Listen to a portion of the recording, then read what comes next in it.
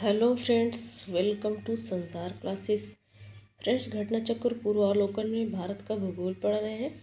आज का जो चैप्टर है वो है हरित क्रांति। हरित क्रांति। इससे रिलेटेड इम्पोर्टेंट फैक्ट को पढ़ेंगे, उसके बाद क्वेश्चन को सॉल्व करेंगे।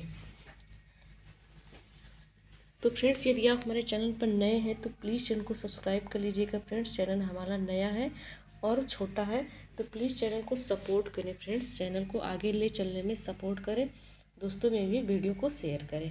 ऐसे ही सभी सब्जेक्ट के पूर्वावलोकन, घटना चक्र पूर्वावलोकन के फैक्ट को चैप्टर वाइज हम पढ़ेंगे और क्वेश्चन को भी सॉल्व करेंगे। तो फ्रेंड्स, हमें पूरा विश्वास है कि आप हमारे चैनल को सब्सक्राइब करेंगे और चैनल को ग्रो करने में मदद करेंगे। फ्रेंड्स, चलिए स्टार्ट करते हैं। हरित क्रांति से रिलेटेड फैक्ट को पढ़ते हैं। विश्व में हरित क्रांति का जनक नॉर्मन अर्नेस्ट बोरलॉग को माना जाता है। नॉर्मन अर्नेस्ट बोरलॉग को विश्व का हरित क्रांति का जनक माना जाता है। इनका जन्म हुआ था 25 मार्च 1914 को अमेरिका के आईओवा प्रांत में। कहाँ पर हुआ था? अमेरिका के आईओवा प्रांत में 1914 में हुआ था। और याद होगा फ्रेंड्स कि 1914 से ही प्रथम विश्व युद्ध भी शुरू हुआ था। मैक्सिको उनका कर्म क्षेत्र रहा है। मैक्सिको उनका क्या है? कर्म क्षेत्र रहा है। जो उनकी मेहनत है वो मैक्सिको में है। सफल होने के लिए उन्होंने जो भी मेहनत किया है मैक्सिको से किया है। और जन्म उनका हुआ है आईओवा में, अमेरिका के आईओवा प्रांत में। इनके द्वारा विकसित गेहूं की उच्च उत्पादकता वाली प्रजातियों से भारत, पाकिस्तान, मैक्सिको सहित अनेक देशों में गेहूं का उत्पादन दोगुना होने लगा। ये क्या किए थे? ये गेहूं की क्या किए थे? गेहूं की उच्च उत्पादकता वाला प्रजाति का इन्होंने खोज किया और वो उसमें सक्सेस भी रहे। और इस उच्च उत्पादकता वाली प्रजाति से गेहूं की पैदावारी दुगनी होने लगी। भारत जैसे देश, पाकिस्तान, मैक्सिको, कनाडा, इन सभी देशों में गेहूं का उत्पादन दोगुना होने लगा। बोरलॉग विश्व के उन 7 व्यक्तियों में शामिल है जिन्हें नोबेल पुरस्कार, अमेरिकी राष्ट्रपति के मेडल ऑफ फ्रीडम तथा कांग्रेशनल गोल्ड मेडल तीनों ही प्राप्त हैं। तो ये मोस्ट इम्पॉर्टेंट फैक्ट है फ्रेंड्स, ये याद रखना है कि बोरलॉग विश्व के उन 7 व्यक्तियों में शामिल हैं। ऐसे 7 व्यक्ति हैं जिनको नोबेल पुरस्कार भी मिला है, अमेरिकी राष्ट्रपति का मेडल ऑफ फ्रीडम भी मिला है और कांग्रेशनल गोल्ड मेडल भी मिला है। ये तीनों मिला है। तो 7 व्यक्ति को मिला है, तो उन 7 व्यक्तियों में से एक व्यक्ति नॉर्मन बोरलॉग भी हैं जिनको ये तीनों मेडल मिला है, नोबेल पुरस्कार, अमेरिकी राष्ट्रपति का मेडल ऑफ फ्रीडम तथा कांग्रेशनल गोल्ड मेडल। तीनों ही प्राप्त हुए हैं इनको। बोरलॉग को वर्ष 2006 में मिला है। 2006 में क्या मिला है? भारत का पद्म विभूषण सम्मान भी प्रदान किया गया है। क्या? पद्म भूषण। भारत में हरित क्रांति का पिता किसे कहा जाता है? Doctor MS. स्वामीनाथन को माना जाता है। इनके नेतृत्व में ही सफलतापूर्वक भारत में गेहूं की उच्च उत्पादक प्रजातियों का विकास हुआ है। भारत में गेहूं की उच्च उत्पादकता की प्रजाति का विकास किससे हुआ है? Doctor MS. स्वामीनाथन को। वो चीज़ जो नॉर्मन बोरलॉग ने मैक्सिको से स्टार्ट किया, उसको एम.एस. स्वामीनाथन जी ने हम अपने भारत में ले आया, जिसके बाद से भारत में उच्च उत्पादक बीजों का प्रयोग प्रारंभ हो गया। इसके अतिरिक्त उर्वरकों का अधिक प्रयोग एवं सिंचाई सुविधाओं के पर्याप्त विकास पर विशेष बल देना स्टार्ट हो गया। उर्वरक का अधिक प्रयोग किया जाने लगा और सिंचाई की सुविधा को पर्याप्त रूप से बनाया जाने लगा। भारत में उन्नत बीजों के प्रयोग के कार्यक्रम की शुरुआत संयुक्त राज्य अमेरिका आधारित रॉकफेलर फाउंडेशन के सहयोग से की गई है। तो भारत में जो अच्छे बीजों का प्रयोग है उसका ये कार्यक्रम कहाँ से शुरू हुआ है? अमेरिका के संयुक्त राज्य अमेरिका के आधारित रॉकफेलर फाउंडेशन के सहयोग से भारत में किया गया है। किसके सहयोग से? अमेरिका का जो रॉकफेलर फाउंडेशन है उसके सहयोग से। भारत में हरित क्रांति का प्रथम चरण 1966 से 1981 तक चला है। भारत में प्रथम हरित क्रांति का चरण 1966 से 1981 तक चला है। 66 में किसकी सरकार थी? इंदिरा गांधी की सरकार थी। प्रथम चरण में इसे हरियाणा, पंजाब, पश्चिमी उत्तर प्रदेश में लागू किया गया था। पहले चरण में हरियाणा, पंजाब और पश्चिमी उत्तर प्रदेश। दूसरा चरण 1981 से 95 रहा है। दूसरा चरण की अवधि 1981 से 95 रहा है और तीसरा 1995 से प्रारंभ हुआ और देश के सभी क्षेत्रों तक ये फैल गया। भारत में हरित क्रांति का उत्पादन एवं उत्पादकता दोनों में सर्वाधिक लाभ गेहूं की फसल को प्राप्त हुआ है। हरित क्रांति में सबसे ज़्यादा उत्पादन और उत्पादकता दोनों में लाभ किस फसल को हुआ है? गेहूं को हुआ है। हरित क्रांति के प्रारंभ से पूर्व देश में जहां 12.3 मिलियन टन गेहूं का उत्पादन हो रहा था, अब वहीं वर्ष 2000 से 2001 में 69.68 मिलियन टन हो गया। देखो कितना बढ़ गया, दुगना से भी ज़्यादा हो गया। तथा वर्ष 2019-20 के चतुर्थ अग्रिम में 107.6 मिलियन टन हो गया। यह वृद्धि मुख्यतः प्रति हेक्टेयर उपज में वृद्धि के कारण है। गेहूं के उपरांत हरित क्रांति का सर्वाधिक प्रभाव किस पर पड़ा है? चावल की खेती पर पड़ा है। हरित क्रांति में मुख्य पादप मैक्सिकन प्रजाति का गेहूं था। हरित क्रांति में मुख्य पादप कौन था? मैक्सिको प्रजाति का जो गेहूं था उसमें मैक्सिको प्रजाति के गेहूं में, जिसे बोरलाग के मैक्सिको तथा स्थित अंतर्राष्ट्रीय मक्का एवं गेहूं संवर्धन केंद्र से मंगाया गया था।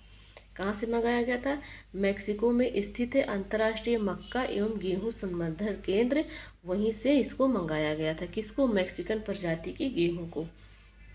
वर्ष 2019-20 तथा 19-20 तक हरित क्रांति के फलस्वरूप गेहूं की पैदावार प्रति हेक्टेयर 21 किलोग्राम प्रति हेक्टेयर तक पहुंच गया है।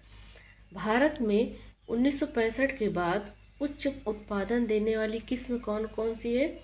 किस्म के बीज, उर्वरक, सिंचाई और तकनीकी प्रयोग को बढ़ावा देना, ग्रामीण विद्युतीकरण करना, कृषि उत्पादकों की बाजार तक पहुंच सुनिश्चित करने के लिए ग्रामीण सड़क बनाना और विपणन कार्य को बढ़ावा देना ही हरित क्रांति के नाम से जाना जाता है।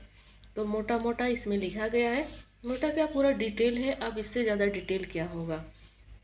1965 के बाद उच्च उत्पादन देने वाली किस्म के लिए बीज होना चाहिए, उसके लिए खाद होना चाहिए, अच्छा सिंचाई उपलब्ध होना चाहिए, पानी और पानी संसाधन भी होना चाहिए। गांव में के कृषि खेती को बढ़ावा देने के लिए जो ग्रामीण में क्या होगा? विद्युत होगा, तभी ना खेती हो पाएगा अच्छा सा। तो विद्युत होना चाहिए। कृषि उत्पादनों को बाजार तक पहुंचाने के लिए कैसे बाजार पहुंचेगा? उसके लिए सड़क होना चाहिए, वाहन होना चाहिए। तो इन सब कार्यों को बढ़ावा दिया गया और इसी को हरित क्रांति के नाम से जाना जाता है। 28 जुलाई सन 2000 को केंद्र सरकार ने नई राष्ट्रीय कृषि नीति की घोषणा की थी। कब? नई राष्ट्रीय कृषि नीति की घोषणा केंद्र सरकार ने सन 2000 में 28 जुलाई को किया है। इस नई नीति के तहत इंद्रधनुषी क्रांति की परिकल्पना प्रस्तुत की गई है। इसके अंतर्गत प्रत्यक्ष या अप्रत्यक्ष रूप से कृषि के क्षेत्र से संबंधित सभी क्रांतियों को शामिल किया गया है। जो प्रत्यक्ष रूप से है और जो अप्रत्यक्ष रूप से है उनको भी कृषि के क्षेत्र से संबंधित सभी क्रांतियों को शामिल कर लिया गया है इंद्रधनुषी क्रांति में। अगला फैक्ट है,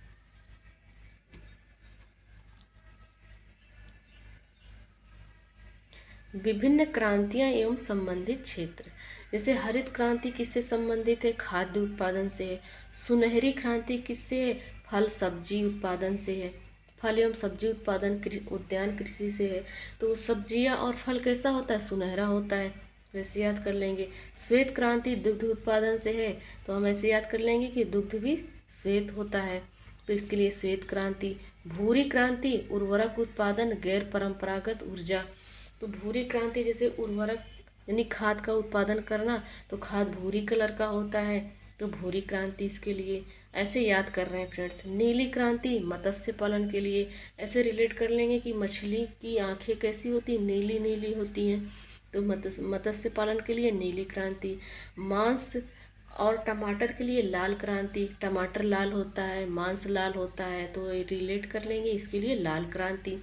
काली क्रांति पेट्रोलियम उत्पादन के लिए, हम इसको ऐसे याद रखेंगे कि पेट्रोल क्या होता है, ऊपर से जैसे डिब्बे में भरा है उसको हम ऊपर से देखेंगे तो पेट्रोल काला काला दिखेगा, तो काला, काली क्रांति।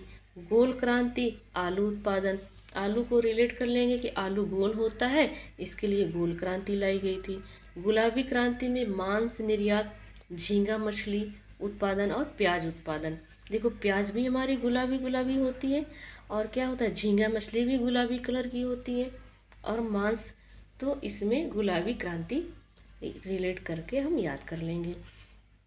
अगला पॉइंट है, भारत में सर्वप्रथम जीबी पंत कृषि एवं प्रौद्योगिकी विश्वविद्यालय पंतनगर उत्तराखंड द्वारा जीरो टिल बीज एवं उर्वरक ड्रिल का विकास किया गया है। जीबी पंत का मतलब क्या होता है, जीबी पंत का मतलब होता है, जीबी पंत का मतलब होता है, जो उनका नाम है क्या, गोविंद बल्लभ पंत। ये हमारे भारत की पहली कृषि प्रौद्योगिकी विश्वविद्यालय है, जो कि उत्तर प्रदेश में था, उत्तराखंड के अलग हो जाने से पंतनगर उत्तराखंड में हो गया, तो वर्तमान में ये क्या है, पंतनगर में। वहीं जीरो टिल बीज एवं उर्वरक ड्रिल का विकास किया गया था। टिलेज पद्धति के अनुसार बिना जुताई किए कई सालों तक खेती की जा सकती है। टिलेज ने कहा है कि बिना खेत की, एक बार खेत की जुताई कर दिए, उसमें फसल उगा लिए, उसके बाद आप बिना जुताई किए कई साल तक खेती कर सकते हैं। तो फ्रेंड्स, यहाँ पर हमारा थ्योरी सेक्शन कंप्लीट होता है। अब चलिए क्वेश्चन को सॉल्व कर लेते हैं। बहुत ही आसानी से हम क्वेश्चन को सॉल्व कर लेंगे, इसलिए कि सारे फैक्ट को हम लोगों ने पढ़ा है। हरित क्रांति नई कृषि व्यूह रचना का परिणाम थी, जो 20वीं सदी में प्रारंभ की गई थी ना। ये 7वें दशक के दौरान की है, 20वीं सदी में प्रारंभ की गई थी, ये 7वें दशक की। फ्रेंड्स, हरित क्रांति 7वें दशक के दौरान वर्ष 1966 और 67 से प्रारंभ हुई है, या इसका प्रथम चरण 66 से लेकर के 81 तक का, और 81 से लेकर 95 तक का दूसरा था, और पहले चरण में हरियाणा, पंजाब और पश्चिमी उत्तर प्रदेश लागू किया गया था। अगला है, सदाबहार क्रांति भारत में कृषि उत्पादन बढ़ाने के लिए प्रयोग में लाई गई थी, तो किसने लाया था हमारे भारत में, एम.एस. स्वामीनाथन द्वारा। एम.एस. स्वामीनाथन द्वारा द्वितीय हरित क्रांति अथवा सदाबहार हरित क्रांति के अंतर्गत निम्नलिखित कदम उठाए गए थे। जब दूसरी बार इन्होंने हरित क्रांति लाया तो उसी का अगला नाम था सदाबहार क्रांति। इसमें क्या था, मृदा स्वास्थ्य उन्नयन के लिए रासायनिक खाद्य के साथ साथ जैविक व कंपोस्ट खाद का उपयोग किया जाना, मृदा को उर्वरक बनाने के लिए इन्होंने काम किया। रेन वाटर हार्वेस्टिंग तथा भूमि सुधार कृषि को भी उद्योगों की भांति सुविधाएं प्रदान की जाने लगी। बारिश हो रही है, मिट्टी का कटाव हो रहा है, तो उसके सुधार के लिए और कृषि को भी उद्योगों की भांति सुविधा देने के लिए कार्य किया। इसके लिए कृषि आर्थिक क्षेत्र तथा संविदा कृषि पर भी इन्होंने बल दिया, कृषि से भी आर्थिक क्षेत्र। नॉर्मन अर्नेस्ट बोरलॉग, जो हरित क्रांति के जनक माने जाते हैं, किस देश से हैं, संयुक्त राज्य अमेरिका से, और कार्य इन्होंने कहाँ किया है, मैक्सिको में। इनका जन्म हुआ है 1914 में, है ना। भारत ने 2006 में इनको पद्म विभूषण दिया है। विश्व में हरित क्रांति के जनक नॉर्मन ई बोरलॉग। अगला क्वेश्चन है, 5वां क्वेश्चन है, हरित क्रांति से गहरा संबंध रहा है किसका, डॉक्टर स्वामीनाथन का, है ना। नॉर्मन बोरलॉग तो ऑप्शन में ही नहीं है। अगला हरित क्रांति से अभिप्राय है, उच्च उत्पादन और वैरायटी प्रोग्राम। उच्च उत्पादकता वाली हमको बीज चाहिए, अच्छी वैरायटी वाला चाहिए। अगला पॉइंट है, हरित क्रांति संबंधित है किससे, गेहूं से। तो फ्रेंड्स, यहाँ पर फैक्ट ये हम लोगों ने पढ़ लिया है। भारत ने उन्नत बीजों के प्रयोग के कार्यक्रम की शुरुआत संयुक्त राज्य अमेरिका के जो रॉकफेलर फाउंडेशन है वहाँ के सहयोग से किया गया है। अगला क्वेश्चन है, निम्नलिखित फसलों में से किसे हरित क्रांति का सर्वाधिक लाभ उत्पादन एवं उत्पादकता दोनों में हुआ है, तो किसमें हुआ था, गेहूं में हुआ है। अगला है, स्वतंत्रता प्राप्ति के बाद से भारत ने सर्वाधिक प्रगति की है गेहूं के उत्पादन के लिए? गेहूं के उत्पादन के लिए। अगला क्वेश्चन है हरित क्रांति में प्रयुक्त मुख्य पादप फसल कौन सा था? मैक्सिकन गेहूं था। कौन सा था? मैक्सिकन गेहूं था। मैक्सिकन गेहूं सबसे ज़्यादा क्या होता है? पैदावारी में है। और उसी को हमारे भारत लोगों ने, जो स्वामीनाथन थे, वो भारत ले आए। हरित क्रांति के फलस्वरूप गेहूं का प्रति एकड़ उत्पादन रिकॉर्ड अंक था उस समय 3000 किलोग्राम। 3000 किलोग्राम। अगला क्वेश्चन है भारत में द्वितीय हरित क्रांति के संबंध में क्या सही है, ये बताना है। तो इसका लक्ष्य हरित क्रांति से पूर्व में ही लाभान्वित हो चुके क्षेत्रों में गेहूं एवं चावल के उत्पादन में और वृद्धि करना था? नहीं, इसका लक्ष्य हरित क्रांति से अब तक लाभान्वित न हो सकने वाले बीज, पानी, उर्वरक तकनीक का विस्तार करना, ये सही है। इसका लक्ष्य हरित क्रांति के प्रारंभ में प्रयुक्त हो चुकी फसलों को छोड़कर अन्य फसल नहीं, गलत है। अगला क्या है? इसका मुख्य लक्ष्य पशुपालन, सामाजिक, वानिकी तथा मत्स्य पालन के साथ शस्योत्पादन का समाकलन करना, ये राइट आंसर है। 2 और 4 इसका राइट आंसर है, तो सी वाला इसका आंसर हो जाएगा। अगला क्वेश्चन है दिए गए कूट की सहायता से हरित क्रांति के घटक चुनिए। उच्च उत्पादन देने वाली किस्म के बीज के लिए काम किया गया, सही बात है। अगला क्वेश्चन क्या है? अगला पॉइंट क्या है? सिंचाई के लिए काम किया गया, ग्रामीण विद्युतीकरण के लिए किया गया, ग्रामीण सड़क और विपणन के लिए किया गया, तो इसका राइट आंसर हो जाएगा सभी। अभी हम लोगों ने पढ़कर आया है जस्ट। तो अगला क्वेश्चन है भारत में हरित क्रांति के फलस्वरूप खाद्यान्नों के उत्पादन में वृद्धि हुई? हाँ, वृद्धि हुई है, राइट है ये। भारत में हरित क्रांति के परिणाम स्वरूप क्षेत्रीय असमानताओं में भी वृद्धि हुई है? हाँ, वृद्धि हुई है। इसका राइट आंसर हो जाएगा क्या? ए। लेकिन दोनों में अलग अलग बातें कही गई है, इसलिए एक दूसरे की व्याख्या नहीं कर रहे हैं। अगला क्वेश्चन है इंद्रधनुषीय क्रांति का संबंध किससे है? इंद्रधनुषीय क्रांति ले आया गया था। हरित क्रांति, नीली क्रांति, श्वेत क्रांति, भूरी क्रांति, सुनहरी क्रांति, ये इंद्रधनुषीय क्रांति में आता है, तो इसका राइट आंसर हो जाएगा उपर्युक्त सभी। ये 28 जुलाई सन 2000 को केंद्र सरकार ने ले आया था नई राष्ट्रीय कृषि नीति के तहत। अगला है सूची फर्स्ट को सूची सेकंड से सुमिलित करना है। खाद्य उत्पादन में वृद्धि, ये किससे है? हरित क्रांति से है। और दुग्ध उत्पादन में वृद्धि किससे है? दुग्ध उत्पादन में वृद्धि है किससे फ्रेंड्स? ये श्वेत क्रांति है। मत्स्य नीली है, उर्वरक भूरी है। तो हम लोगों ने बहुत अच्छा ट्रिक बनाया था, तो 1 3 2 4 ये पहला वाला आंसर है।